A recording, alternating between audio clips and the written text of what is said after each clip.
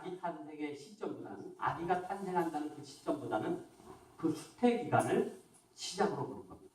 여기에는 여러 가지 의미가 있습니다. 시작이라는 것은 우리 기독교에서 시작이라는 것은 이 땅에서 시작하는 것이 아니라 그 준비하는 그 시간부터 시작이다라는 그런 의미도 있을 것이고 또 그 수태 기간을 중하게 여김으로 해서 생명에 대한 조롱과 깊은 이해가 그 바탕에 깔려 있다. 이렇게도 생각할 수 있을 것이고 또 기다림의 의미를 생각하고 그 방법을 중요시한다는 그런 의미도 있다고 볼 수 있겠습니다.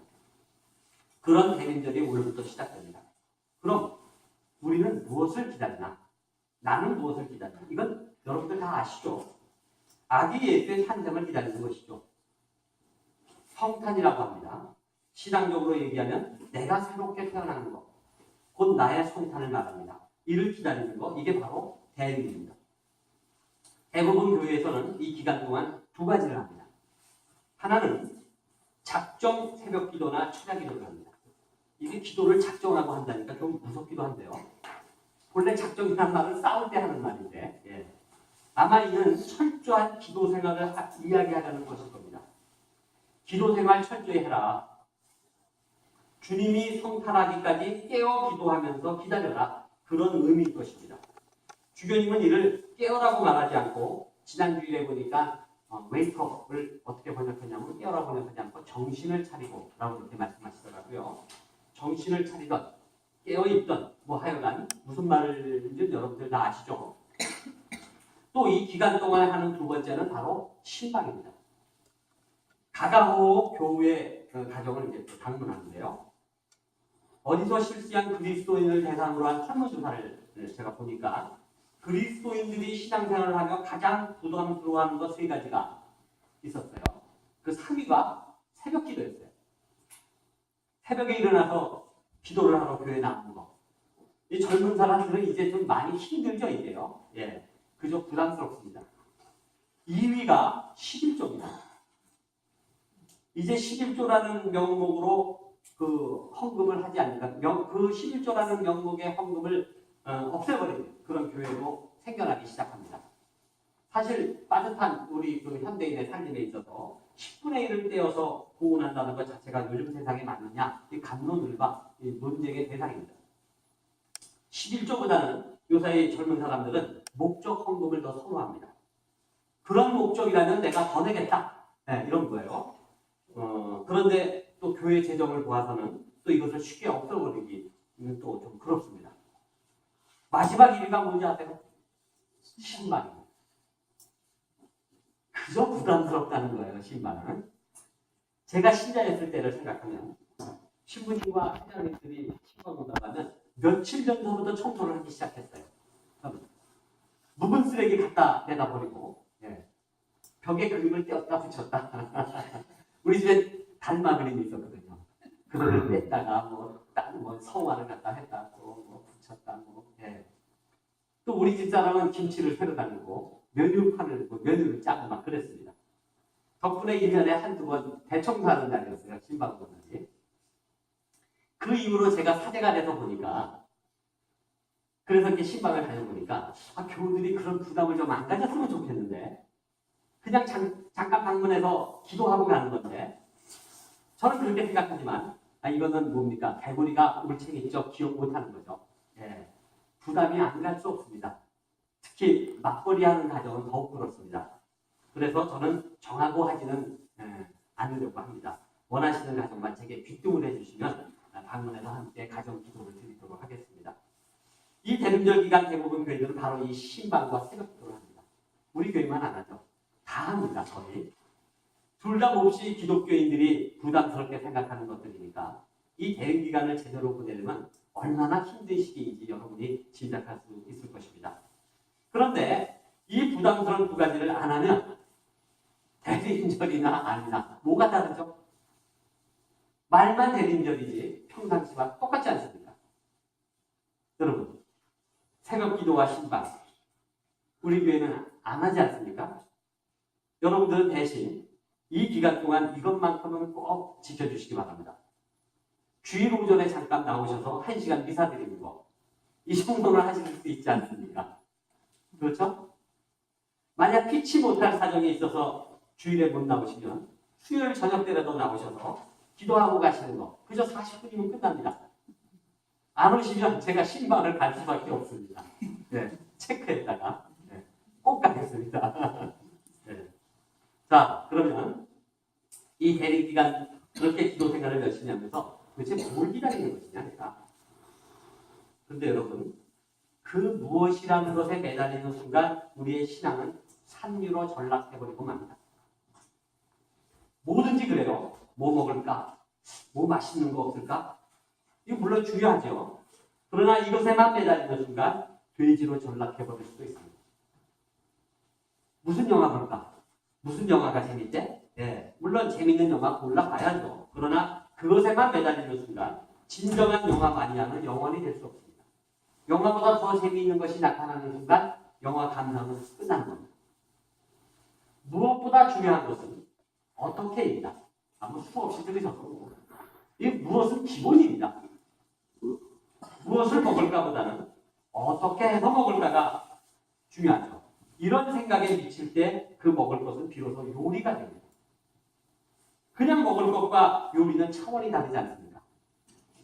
또 어디서 먹을까? 이도 무척 중요합니다. 분위기가 반 이상을 차지합니다. 또 누구랑 먹을까? 이거는 더더욱 중요합니다.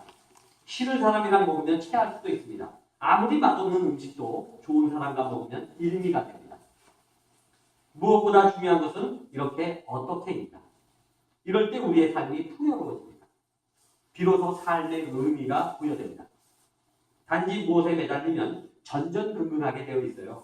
그 무엇을 껴안고 빼앗기지 않으려고 배타적이 됩니다. 항상 공격을 받게 되어 있고 수세에 몰리게 됩니다. 그러나 어떻게 매달리게 될 때, 내가 어떻게를 중요시 여길 때는 옆 사람과 소통하게 되어 있습니다. 내가 가지고 있는 그 무엇에 대해서 고집하기보다는 상대방이 가지고 있는 그 무엇과 내 것을 비교하고 상호 평가하게 되어 있습니다. 그러니 대립과 분쟁이 종식되고 상호 존중과 공정한 선의의 경쟁이 시작됩니다. 우리가 이 대림절을 맞아 무엇을 기다리는 것이 아니라 어떻게 기다리느냐가 더 중요하다는 얘기를 그때 제가 장황하게 했습니다. 여러분들은 여기까지도 다 아십니다. 여기서 우리는 한 발 더 앞으로 나아가야 합니다. 무엇? 나아가서 어떻게보다 더 중요한 것이 있습니까? 뭡니까? 왜입니다. 왜? 무엇은 아기 예수의 탄생이죠. 나의 성탄이고 한마디로 하느님입니다. 어떻게는 그 방법이고 과정이라고 했죠. 내가 하는 신앙의 방법이고 과정입니다. 깨어서 기도하며 나의 성탄을 기다린다는 것은 성서를 사경하며 기다리는 것일 수도 있고 또 누구에게는 매일 가족끼리 모여 감기도를 드리고 묵상하며 기다리는 것일 수도 있고 또 누구는 새벽마다 주기도문을 외우며 약수토를 오르면서 기다리는 것일 수도 있고 또 누구는 공기도와 미사를 오늘처럼 참여함으로 기다리는 것일 수도 있습니다.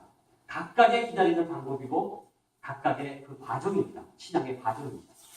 여기서 우리는 한 발 더 앞으로 나아간다고 했죠. 바로 왜입니다. 왜 기다리시죠? 왜 아기 예수의 탄생을 기다려야 합니까? 왜 밤마다 매일 기도를 드리면서 나의 성탄을 기다려야 합니까? 왜 4주씩이나 기다리는 기간을 만들어 놓고 내가 왜 부담스러워해야 하죠? 내가 주님의 오심을 애타게 기다려야 할 이유가 도대체 뭡니까?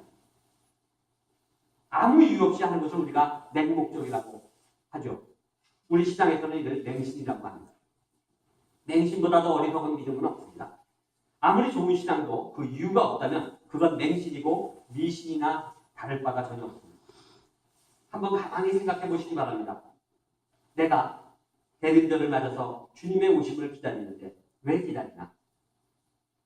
매일매일 기도를 하면서 또는 사경을 하면서 기다리는데 왜 기도를 하고 왜 사경을 내가 해야 하나? 없는 시간 속에서 말이죠. 다른 재미있는 것도 많고 할 일도 많은데 그 이유가 없다면 맹목적 행동이죠. 그저 맹신입니다.